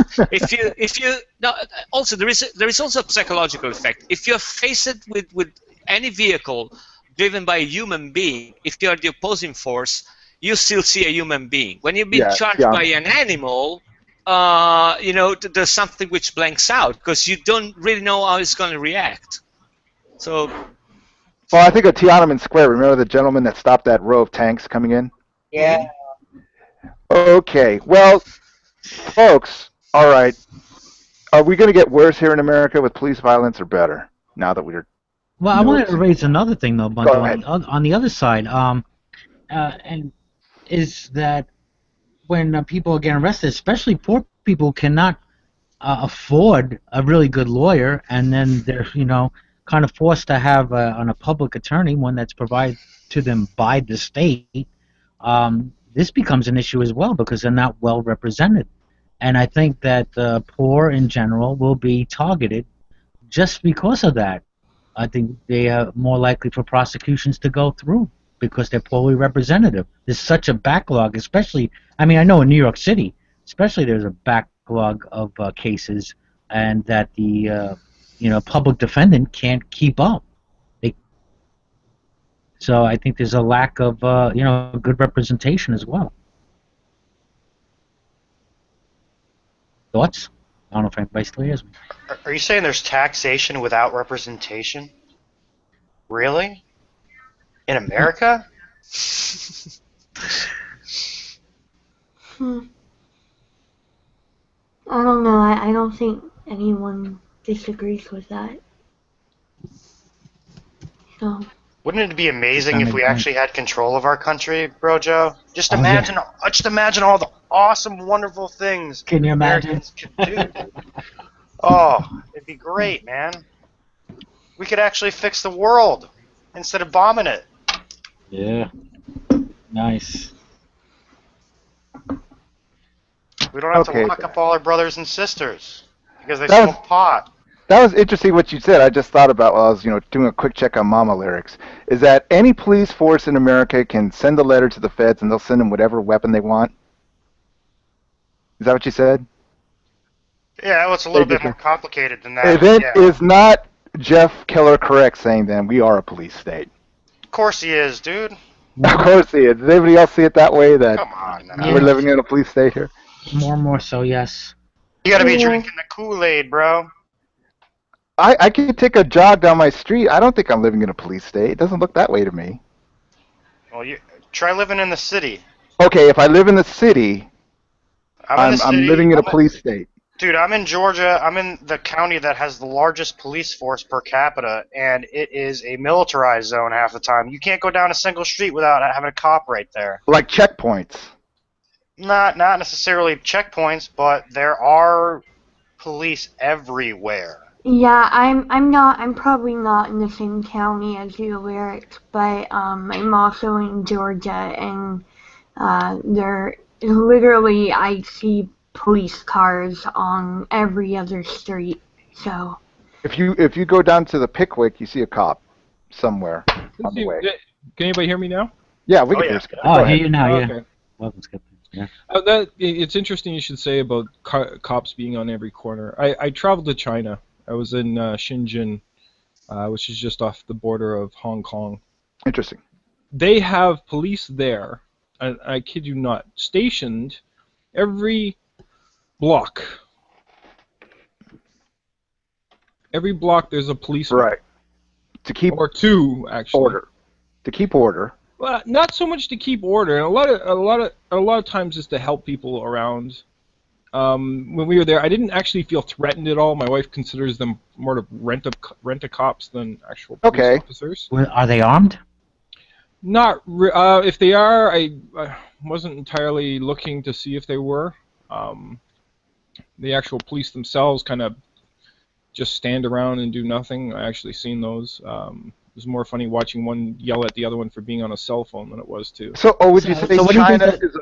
Okay, go ahead, Bro Joe. Do you think the feeling there was that people felt more intimidated, or they felt more safe knowing that a police officer was right nearby? It's hard to say because China's a very interesting country. It contains a lot of different... there has been issues with people blowing up buses and stuff down there.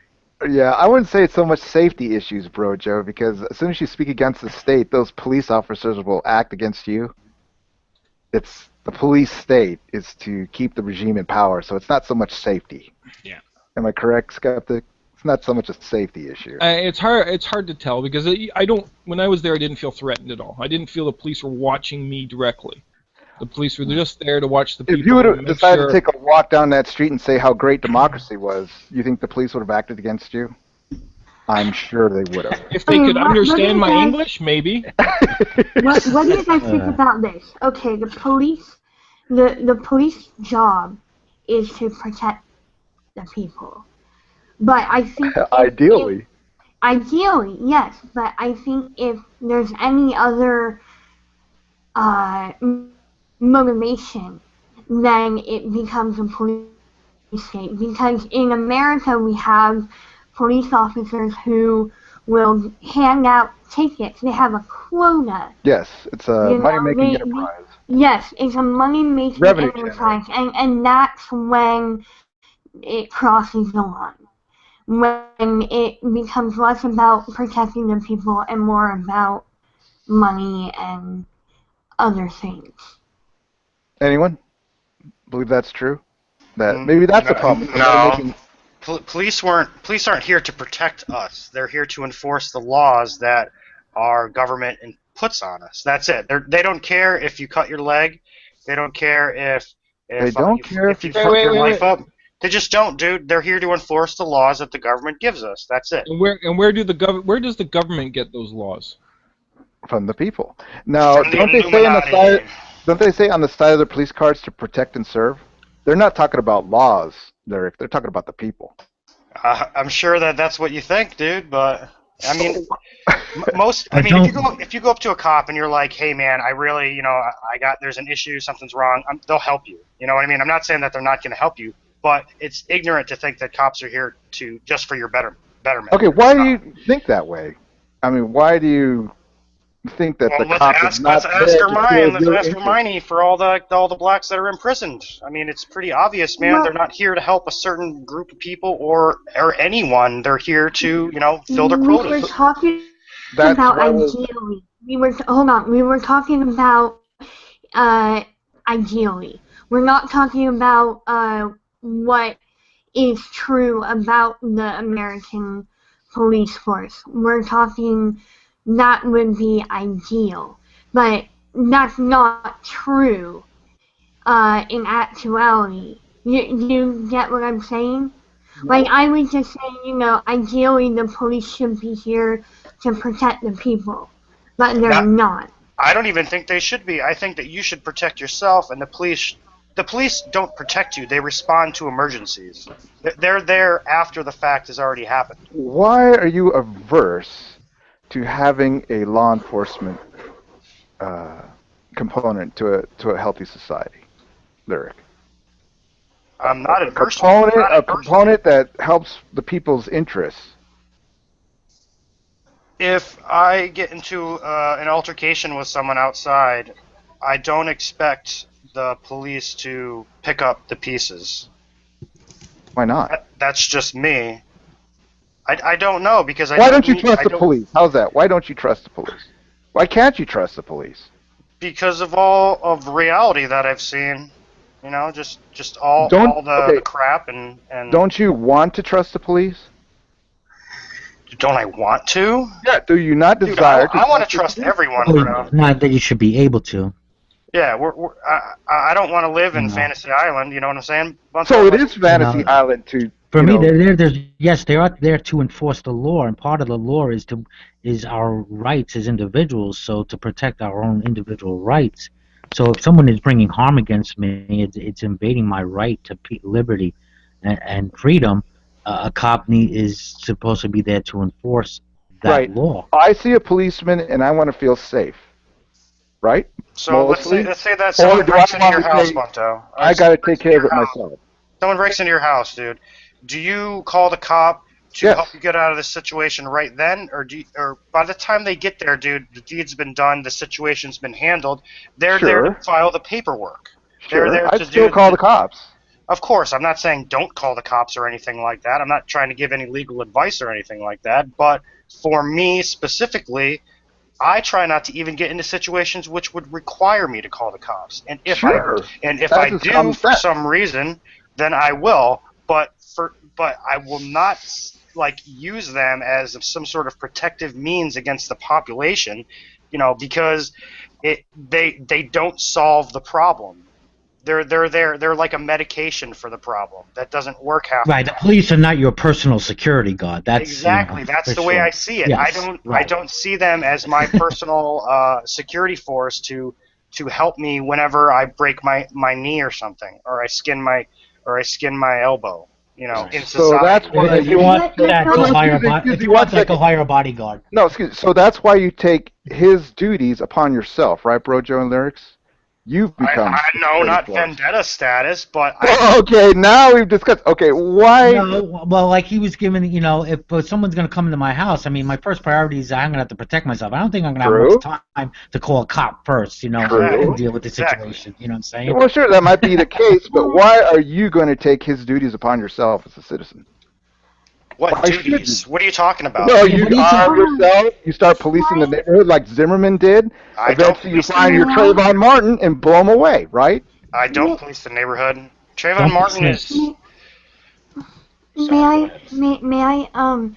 I'm thinking along the lines of you know the police are there out you know when you're in the public and Okay, so I had an incident once here where I live at school where my bike tire blew out and an officer was nearby and he helped me get the bike to a bike shop to replace the tire. So like things like that, like I don't have a complete mistrust in the police force because the things that we see and hear, like it's all negative, but that doesn't apply to all of the police. And I think we need to stop applying what we think of certain police forces and certain policemen. That doesn't apply to all of them. Okay. And you know what I'm saying? There are police officers out there who will help the everyday person, who will give you a ride if you're out late at night and can't afford a taxi. Right. They will No, no, Yeah, fair. stuff Yeah, like no, that's that. fair enough, Jackie. Yeah, you're right. It's sometimes it's wrong to just broad brush a whole group, Right. no matter it be because of a few bad apples. But yeah, Because after Michael Brown, didn't a lot of police chiefs around this country take pains to do an outreach to the community? I detected that. In Austin, we Well, did. they had to. Outreach. That's such hogwash. You think so? Go ahead and explain. But I don't know that anything's ever changed because of outreach. It's Okay. lip service. It's That's what lip I'm service. saying, dude. That's what I'm saying. The system doesn't allow anything to change. That's why no one gets it. Well, no, really. Okay, so are these police chiefs acting against the system? They want to better the system in their outreach? No, Is that they're what they're trying acting to do? for the system. Oh, That they're is acting the system. for The the system system. encourages this shit, dude. That's what I'm trying to tell you guys. Yeah, but all the Yeah, I police chiefs that tried to reach out to the community after Michael Brown, I mean, they're just part of a message to. Dude, it seems like it's good, and it is a good thing to bring the public's eye into this thing, but ultimately it causes a lot more harm than good. It really Oh does. my gosh, outreach causes much more harm Dude, than. all right. It segregates a certain part of the population, and it makes them victims. Okay, and then Okay. other people who just don't like victims in general just hate those people. Fine. And those Okay. people hate those people, and it goes back and forth and back and forth. Chocolate, are you there? Do you see that? Does that make sense to you? I don't know. I'm sitting here listening, and I'm like, I don't know about that. But Okay. I could be wrong. But from what I see, outreach tends to raise awareness. Good. And anytime you raise awareness, to me, that's a positive thing. Yeah, So- I don't see how that's negative. Was racism such a big deal 15 years ago as it is now? Do you guys remember there being like? I say more I cameras. don't know. I'm too young. I say more cameras. That's what's happened I lately. think it was just as big of a deal. It was just more hidden. Yes. It was like stuff's just coming out into the open at all. Okay, Ermine, if there's an outreach in your community and you're just happen to be SIG in the audience, are you going to call bullshit on it or are you going to support it? I'll listen, but I'll call bullshit. I'll call a spade a spade. You think we're that far gone in America that it's just lip service? I think the majority of things that we do is just lip service. Until we are ready to actually put laws in action to force the hand of certain people, it's all lip service. And until we're ready to enforce those laws, it's all lip service. Okay, let me go in here real quick, Jackie. One thing, Jackie. Ermine, is Barack Obama lip service? I haven't seen a president who isn't lip service. Okay, so yeah, exactly. Barack They're all Obama lip is service. Who isn't? It doesn't matter what his skin color is, Bunto. It doesn't matter. What It doesn't matter what skin color. Hermine, is that true? It doesn't matter what skin color Barack Obama is? Yeah. No. What a politician is. Yeah. When it comes to the president of the United States, it really doesn't matter. Really? No. Is that It doesn't. at what state we're in this country that they're all going to follow the white privilege line? Barack Obama is following white privilege. Is that what we're saying? Well, don't forget, Barack Obama's half white too. All right, so yeah, there you go. He's half. Okay, so now where are we going with this? I don't know, Bunto. I don't know where the hell you're taking us. But can I shift gears here? Go ahead, Rojo. Since you only, we only got about 10, 15 minutes Right. or so. So I'm gonna totally shift gears here to what I see as a ridiculous story of the day. Pat, I don't know if anyone saw Pat Robertson made another ridiculous statement. He came out and says that we should just totally stop exploring space because of we're the only life here on Earth, and it's a waste of time and money to do so. Okay. Thoughts on that? My surprise face, as Steiner would say, yeah, not surprised. It's not surprising. His comments. He is like the most idiotic person I've ever heard. With tremendous advocacy in America. I'll give him that. Yeah, he apparently said that we should stop exploring other planets because God's only experiment with life is on Earth. Okay, he's idiotic, obviously. Yeah. But you So raises another basically, question. anyway, I my mean, statement in general, do you think we spend too much?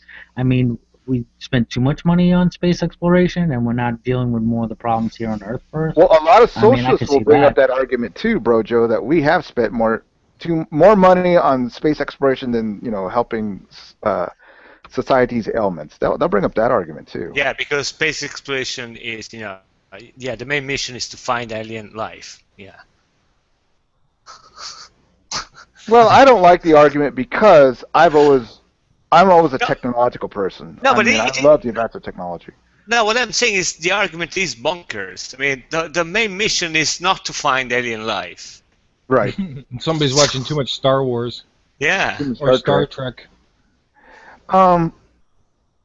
Okay, he would rather have that money funneled into, religious endeavors, correct? Of course. Well, I don't know about religious endeavors, but you don't know about religious endeavors? Seriously? We got to stamp out gay marriage before we discover what makes, life on Mars. And women have to acknowledge their position in the family. And, abortion. Heck, we're going to rub out abortion, so yes, I would say religious endeavors. But, I mean, right now, Pat Robertson correct us if we're wrong, eh? I don't know. I don't know enough about this character, so that's why I'm quiet. Okay, well, what is the purpose of Pat Robertson? I mean, he's a focal point for the religious viewpoint, right? Well, I think he's the focal point potentially for the conservative viewpoint. All right, very good point. Talking head for the conservatives. Or for religion, which is it? Conservatives, religion? Conservative religion. Conservative religious Republican Party. Yeah. Why do they have such an old man in charge? Why don't they get a young man? No, young men have been indoctrinated long enough to actually believe that crap. Okay, who's going to take over Pat Robertson? I think probably Junior. Junior. Do they have a Franklin? Do they have a Franklin Graham for Pat Robertson? I'm sure they'll be inviting I'm sure. Hovind's son there. Eric Hovind will be on. Okay, Eric Hovind. Could Eric Hovind do it? What Pat Robertson does? Patty Jr. Okay, I mean, how big is Eric Hovind? Is he a big wheel or not? As far as being a big or small wheel, he's known. His father went to jail. He's got some real evidential commercialism going on there. Okay, has he superseded his father, or his father's going to come back bigger than him? No, you're asking a what-if question. No, well, what's your sense? I mean, I haven't picked up Hovind. I personally don't care. Why don't you care? Don't religious people need a voice? I'd rather argue over crayons, dude. They have a voice. Okay, well, who's a young gun in the religious scene? Christians do have a voice. They have a big voice. What are you talking about? They have the biggest voice in America, bro. Who's the voice? Yeah. Who's the voice? What do you mean? You got all these evangelists on TV. They're all coming. Okay, Joel. Religious figures always on news programs. Always being all the evangelists who are out with hookers and. Okay, well, let's Joel. Shall we get into the other details? Isn't Joel Osteen the big young face in the religious scene? Yeah, the one who's spending all that money on his wife is going crazy about spending their money they've collected from the church on big houses, plane trips, and the such. Okay. Well, I mean, he's still not that tarnished. I mean, who's the big young? I want to know. What's he got to do? Blow a gay guy in order to be? I mean, no, actually, well, what could happen to Ted Haggard? I mean, he was a big star until it came out, and he sunk himself. But I mean, who's the young gun in the religious voice? I say Joel Osteen is as far as I say fucking. Yeah, Gina. but nobody Seamus. That's Joel.